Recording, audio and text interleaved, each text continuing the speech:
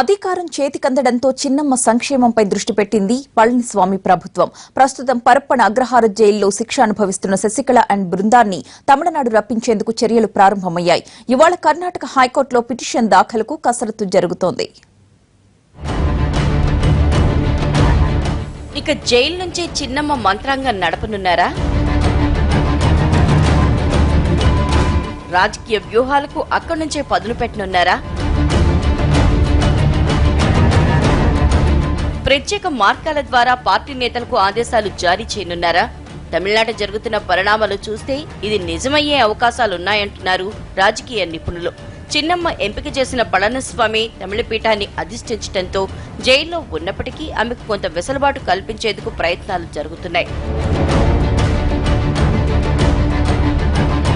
శశికళ ప్రస్తుతం కర్ణాటకలోని పరప్పన అగ్రహార జైల్లో ఉన్నారు.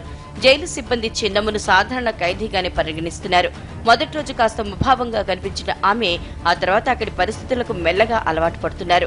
టిఫిన్, భోజనం కోసం అందరిలాగే క్యూలో నిలబడుతున్నారు. అయితే శశికళ సెల్ పక్కగానే 7 మహిళల్ని చంపి వారి ఆభరణాలు దోచుకెళ్లిన కేసులో జీవిత ఖైదీ అనుభవిస్తున్న సైనైడ్ మల్లిక ఉంది. దీంతో అన్నాడీఎంకే నేతలు శశికళ భద్రతపై సందేహాలు వ్యక్తం చేస్తున్నారు. శశికళకు జైల్లో వీఐపీ హోదా కల్పించేందుకు ఆమె వర్గీయులు ప్రయత్నిస్తున్నారు. చిన్నమ్మ వయసు, ఆరోగ్యం దృష్ట్యా ఏ క్లాస్ ఖైదీ హోదా ఇవ్వాలని కోరుతున్నారు ఆమె తరపు లాయర్. సంబంధిత పత్రాల్ని త్వరలో జైలు శాఖకు అందజేయనున్నారు. వీఐపీ ఖైదీ హోదా లభిస్తే ప్రత్యేక గది, టీవీ, ఫ్యాన్, మంచం, పరుపు, రోజు దినపత్రికలు వంటి సౌకర్యాలు లభిస్తాయి. బయట నుంచి ఆహారం కూడా తెప్పించుకోవచ్చు. అలాగే భద్రతా కారణాలని చూపుతూ చిన్నమ్మను పరప్పడ జైలు నుంచి తమిళనాడుకు మార్చే అంశంపైన ఆమె తరపు లాయర్లు ప్రయత్నిస్తున్నారు. ఇప్పటికే 2 న్యాయవాదులు శశికళతో సంప్రదింపులు జరిపి అందుకు తగ్గ ప్రయత్నాల్ని వేగవంతం చేశారు. వయోభారం, మధుమేహం, మోకాలి బాధ వంటి ఆరోగ్య సమస్యలతో పాటు బెంగళూరుకు అన్నాడీఎంకే వర్గాలు ఇక పోటెత్తే అవకాశం ఉందన్న విషయాన్ని కూడా కోర్టు ముందు ఉంచనున్నారు.